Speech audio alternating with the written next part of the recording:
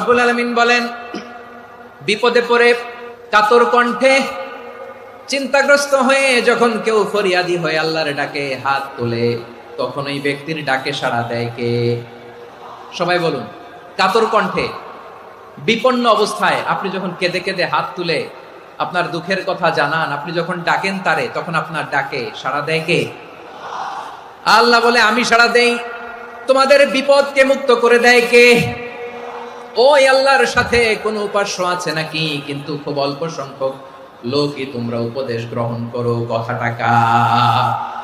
তাহলে বিপন্ন মানবতা যখন কাঁদে, মানুষ যখন বিপদে পড়ে নিরুপায় হয়ে ফরিয়াদ করে, তার ডাক শোনার কেউ নাই একজন ছাড়া। চিল্লায় বলেন তো তিনি কে? এজন্য আমরা ফরিয়াদের হাত কার দিকে তুলব? এই পৃথিবীতে কেউ আপন না প্রিয় ভাই। বিপদে বললে বোঝা যায় কেউ আপন না। আপন শুধু একজন মহান সত্তা, তিনি কে?